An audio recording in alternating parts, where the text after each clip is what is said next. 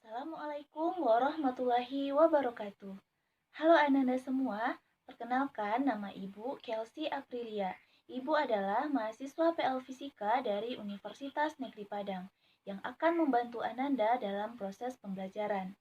Dan Ibu harapkan Ananda semua dalam keadaan sehat walafiat. Hari ini kita akan belajar tentang vektor, di mana materi vektor ini terdapat pada KD 3.2, yaitu menerapkan prinsip penjumlahan vektor sebidang misalnya perpindahan. Dan KD 4.2 merancang percobaan untuk menentukan resultan vektor sebidang misalnya perpindahan beserta presentasi hasil dan makna fisisnya. Di mana tujuan pembelajaran yang diharapkan adalah yang pertama, Ananda bisa menjelaskan perbedaan besaran vektor dan besaran skalar. Yang kedua, Ananda bisa menjelaskan tentang besaran vektor. Yang ketiga, Ananda mampu menggambar vektor. Dan yang terakhir, Ananda bisa melakukan operasi vektor. Materi atau pokok bahasan kita pada hari ini adalah yang pertama, apa itu besaran skalar dan apa itu besaran vektor. Yang kedua, berapa besarnya dan kemana arahnya. Yang ketiga, bagaimana cara menggambarnya. Dan yang terakhir adalah operasi vektor. Jadi, sebelum memulai pembelajaran hari ini, marilah kita mengucapkan basmalah. Sekarang, mari kita masuk ke pembahasan yang pertama, perbedaan besaran skalar dan besaran vektor. Sebelum kita bahas lebih lanjut, coba Ananda perhatikan ilustrasi yang Ibu berikan.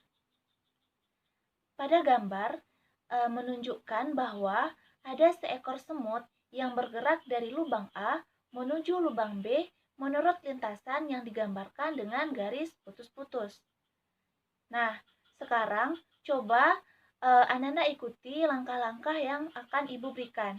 Yang pertama, bayangkan dan gambarkan secara sketsa jarak yang ditempuh oleh semut pada buku tulis Ananda masing-masing.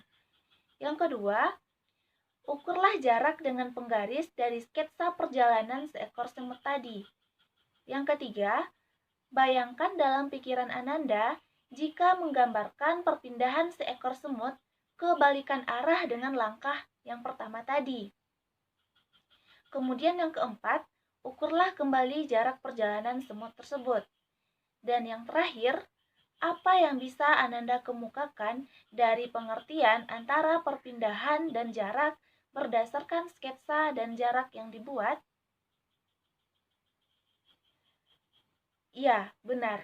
Jarak yang ditempuh semut adalah panjang lintasan garis putus-putus yang ditempuh oleh semut. Jarak merupakan besaran skalar.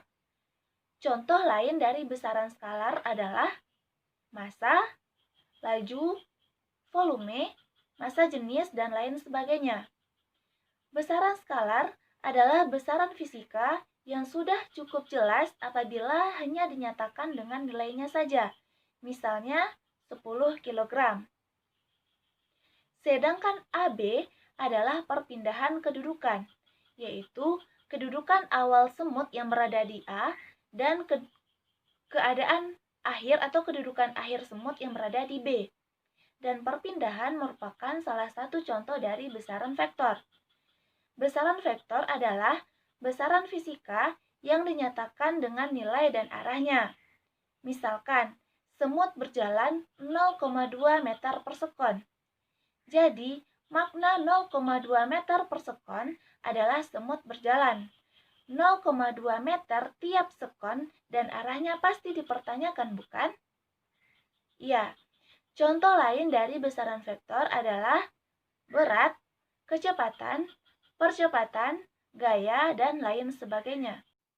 Nah, sekarang sebelum kita masuk ke pembahasan selanjutnya terkait dengan berapa besarnya dan kemana arahnya, Ibu akan memberikan satu contoh sederhana.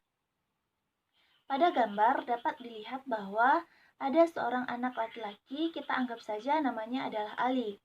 Dia sedang mengangkat teleponnya yang berdering dan ternyata itu adalah telepon dari sang ibu yang sedang menanyakan keberadaannya. Lalu si Ali menjawab. Dia mengatakan bahwa aku sedang berada pada jarak 30 km dari rumah. Pertanyaannya, cukupkah informasi yang didapatkan oleh sang ibu untuk mengetahui keberadaan anaknya saat itu? Iya, benar sekali. Ada satu informasi tambahan lagi yang dibutuhkan oleh sang ibu agar dia dapat mengetahui keberadaan anaknya. Apa itu? Iya, arah. Sekali lagi, arah. Jika saja pada saat itu Ali menjawab bahwa dia sedang berada pada jarak 30 km dari rumah ke arah timur, maka dapat dipastikan sang ibu bisa mengetahui keberadaan dan posisi anaknya pada saat itu. Nah, terkait dengan pertanyaan berapa besarnya dan kemana arahnya, itu memang satu pertanyaan yang selalu terkait dengan besaran vektor. Sebuah besaran vektor itu biasanya dituliskan dengan huruf yang ditebalkan atau huruf yang dimiringkan tanpa ditebalkan. Besaran vektor posisi misalnya dituliskan dengan huruf R yang ditebalkan, kecepatan V, gaya F, dan lain sebagainya. Jika A suatu besaran vektor, maka besar atau panjang dari A dituliskan sebagai A atau tanda mutlak A. Nah, untuk memudahkan, biasanya sebuah besaran vektor digambarkan dengan sebuah anak panah. Panjang anak panah menunjukkan besar atau nilai vektor, dan arah anak panah menunjukkan arah vektor tersebut. Pada gambar, itu dapat dilihat bahwa ada dua besaran, yakni besaran vektor V dan besaran vektor W. Jika dimensi dari V dan W sama, maka kedua vektor tersebut dapat dibandingkan. Pada gambar juga terlihat bahwa anak panah yang mewakili W terlihat 2 kali lebih panjang dibandingkan dengan anak panah yang mewakili V. Hal ini menunjukkan bahwa besar vektor W 2 kali lebih besar daripada vektor V. Arah kedua anak panah itu sama. Hal itu menandakan bahwa arah besaran vektor V sama dengan arah besaran vektor W. Kita bahas lagi mengenai penggambaran vektor. Untuk gambar satu ini merupakan penggambaran vektor P. Penjelasannya seperti ini. Jika Ananda berjalan dari barat ke timur, artinya Ananda telah melakukan perpindahan. Vektor perpindahan ini kita gambarkan dengan anak panah. Nah, untuk gambar 2 itu merupakan gambar vektor perpindahan P yang membentuk sudut. Penjelasannya begini, misalkan vektor perpindahan Ananda kita simbolkan dengan huruf P besar dengan arah dari barat ke timur. Nah, jika kamu berpindah dari barat ke timur sejauh 100 meter, maka 100 meter merupakan nilai vektor perpindahanmu dengan vektor P ke arah timur. Jika kamu berjalan ke arah yang membentuk sudut theta terhadap sumbu X positif, maka dapat kita gambarkan seperti gambar 2 tersebut. Baiklah, sekarang kita lanjutkan ke pembahasan yang terakhir, yaitu operasi vektor. Nah, dalam operasi vektor ini, pertama yang akan kita bahas yaitu penjumlahan dan pengurangan vektor. Nah, dalam penjumlahan dan pengurangan vektor, dapat menggunakan dua metode, yaitu metode geometris dan metode analitis. Yang pertama, kita bahas dulu terkait dengan metode geometris. Terdapat beberapa metode yang digunakan, yaitu metode segitiga, metode jajar genjang, dan metode poligon. Yang pertama yaitu metode segitiga. Pada gambar terlihat ada sebuah gambar yang menunjukkan metode segitiga. Langkah-langkahnya adalah yang pertama, kita gambar dulu vektor pertama yaitu vektor A. Yang kedua, vektor kedua yaitu B digambar dengan cara pangkal dari vektor kedua B diletakkan di ujung vektor pertama. Dan langkah yang terakhir yaitu Vektor hasil penjumlahan atau resultan digambarkan dari pangkal vektor pertama ke ujung vektor kedua. Jadi terbentuklah seperti gambar yang di samping. Penjumlahan vektor juga berlaku hukum komutatif, yaitu A ditambah B akan sama dengan B ditambah A. Dan hukum asosiatif di mana A ditambah dalam kurung B ditambah C ditutup kurung akan sama dengan buka kurung A ditambah B tutup kurung ditambah dengan C. Dan terbentuklah seperti gambar yang di samping. Kemudian, untuk selisih dua buah vektor dapat diketahui dengan cara sama seperti penjumlahan vektor tadi. Misalkan, selisih dua buah vektor A dan B adalah C. Juga dapat dinyatakan dengan C sama dengan A dikurang B atau C sama dengan A ditambah negatif B. Hal ini menunjukkan bahwa selisih antara vektor A dan B adalah hasil penjumlahan vektor A dan negatif B. Yang berarti bahwa negatif B adalah vektor yang berlawanan arah dengan B, tetapi nilainya sama dengan B. Untuk lebih jelasnya dapat Anda lihat gambar yang ada di samping. Yang kedua adalah metode jajar genjang. Cara penjumlahan dengan metode jajar genjang dilakukan dengan langkah-langkah sebagai berikut. Yang pertama, dua vektor A dan B digambar dengan pangkal kedua vektor berimpit. Yang kedua, gambar sebuah jajar genjang dengan vektor A dan B sebagai sisi-sisinya. Dan yang terakhir, resultan vektor merupakan diagonal yang pangkalnya sama dengan pangkal kedua vektor penyusunnya. Nah, untuk lebih jelasnya dapat dilihat gambar penjumlahan dengan metode jajar genjang seperti gambar untuk operasi pengurangan vektor dengan metode jajar genjang. Kita misalkan vektor A dan B. Jika dikurangkan, maka A dikurang B akan sama dengan A ditambah minus B, di mana minus B adalah vektor yang sama dengan B tetapi berlawanan arah. Ketiga yaitu metode poligon. Metode poligon dapat digunakan untuk menjumlahkan lebih dari dua buah vektor. Metode ini merupakan pengembangan dari metode segitiga. Cara penjumlahan vektor yaitu pangkal dari ujung vektor berikutnya diletakkan pada ujung dari vektor sebelumnya. Vektor resultan digambarkan dari pangkal vektor pertama ke ujung vektor terakhir. Nah, untuk lebih jelasnya silahkan perhatikan gambar yang ada di samping dengan menggunakan metode poligon. Rumus untuk mencari besar resultan vektor adalah R kuadrat sama dengan F1 kuadrat ditambah F2 kuadrat ditambah 2F1 F2 cos alfa. Dan rumus untuk mencari arah resultan vektor adalah R persen alfa sama dengan F1 persen alfa kurang beta sama dengan F2 persen beta. Kemudian, pertanyaan yang muncul adalah dari persamaan yang telah disampaikan, muncul pertanyaan apa itu fungsi sin, fungsi cos, dan fungsi tan. Nah, coba perhatikan gambar yang Ibu berikan. Ibu mempunyai gambar segitiga siku-siku, di mana sisi depan alfa itu merupakan sisi depan sudut A. Dan juga segitiga siku-siku ini memiliki sisi miring dan sisi samping.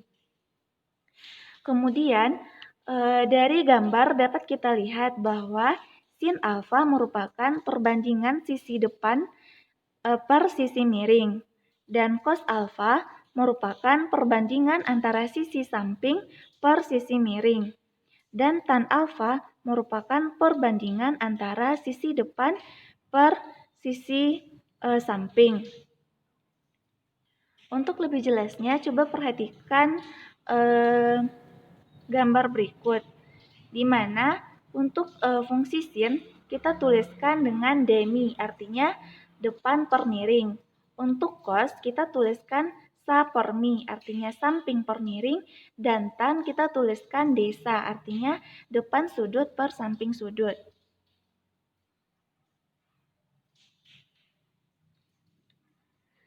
Contohnya seperti ini. Pada gambar terlihat bahwa ibu memiliki vektor AB dan vektor BC.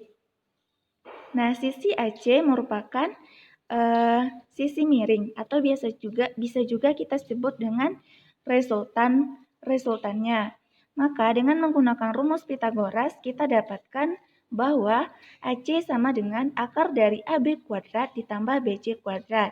Nah, tinggal kita masukkan angka-angkanya di mana AB bernilai 12 dan BC bernilai 16. Dan hasil akhirnya kita dapatkanlah AC senilai 20. Telah kita dapatkan senilai 20, lalu pertanyaan selanjutnya berapakah nilai atau harga nilai dari besar sudut tersebut? Nah, dengan menggunakan rumus sin alfa sama dengan D per mi, maka kita akan bisa menentukan besarnya sudut alfa yang terbentuk. Nah, kita masukkan angka-angkanya, di mana sin alfa sama dengan sisi depan bernilai 16 per sisi miring bernilai 20. Didapatkanlah sin alfa sama dengan 4/5. Sin alfa sama dengan 0,8 dan alfa bernilai 53,1 derajat. Kenapa 53,1 derajat? Karena alfa sama dengan arcus sin dari 0,8. Nah, arcus sin ini bisa Ananda cari di kalkulator HP maupun kalkulator biasa.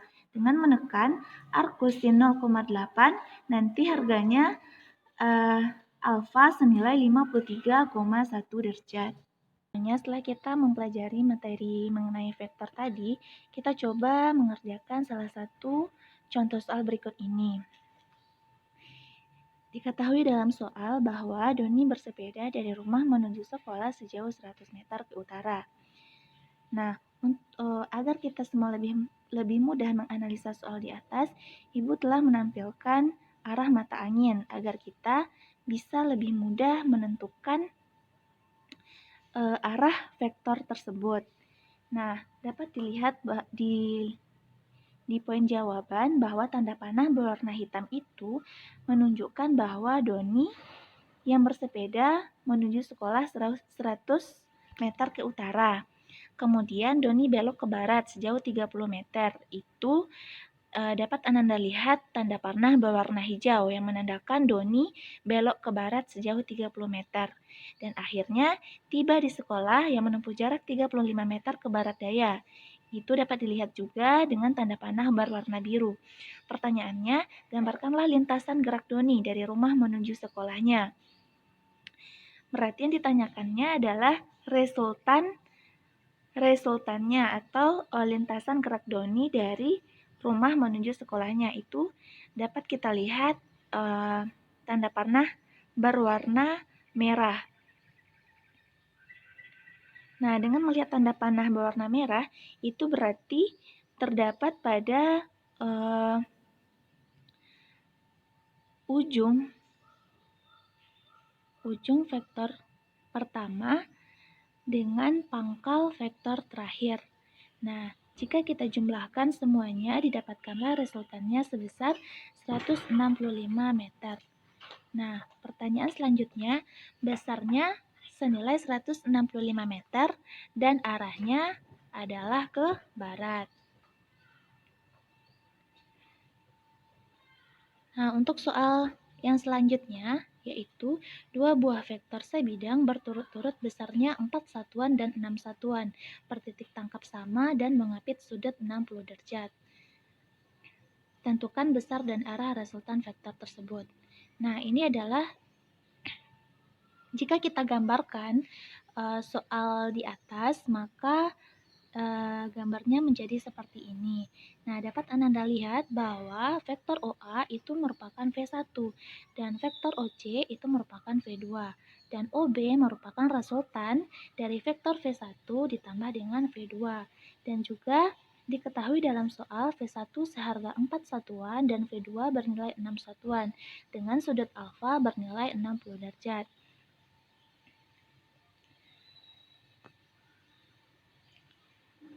Kemudian cos alfa sama dengan cos 60 derajat bernilai setengah.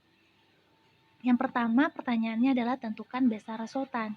Besar resultan dapat kita cari dengan rumus R sama dengan akar dari V1 kuadrat ditambah V2 kuadrat ditambah 2V1 V2 cos alfa. Nah, kita masukkan angka-angkanya yang sudah diketahui tadi dan kita dapatkan hasil akhir atau besar resultan dari soal ini adalah 2 akar 19 satuan. Kemudian pertanyaan selanjutnya adalah arah resultan dihitung dengan rumus sinus pada segitiga OAB. Dengan rumusnya adalah R per sin 180 kurang alfa sama dengan V2 per sin theta. R per sin alfa sama dengan V2 per sin theta. Sin theta sama dengan V2 sin alfa per R. Nah, sin alfa, besar alfa sudah diketahui dalam soal seharga 60 derajat dan kita masukkan angka-angkanya. Sin alfa sama dengan sin theta sama dengan 0,596 dan kita dapatkan theta atau arah resultannya bernilai 36,6 derajat. Nah, itulah dua contoh soal kita pada hari ini untuk lebih memahami konsep vektor yang telah kita Cukup sekian pembelajaran kita pada hari ini terkait dengan materi vektor dan akan kita lanjutkan pada minggu berikutnya. Semoga apa yang sudah Ibu jelaskan dapat Ananda pahami dan mengerti. Dan jangan lupa untuk mengerjakan tugasnya dengan baik. Ibu sudahi. Assalamualaikum warahmatullahi wabarakatuh.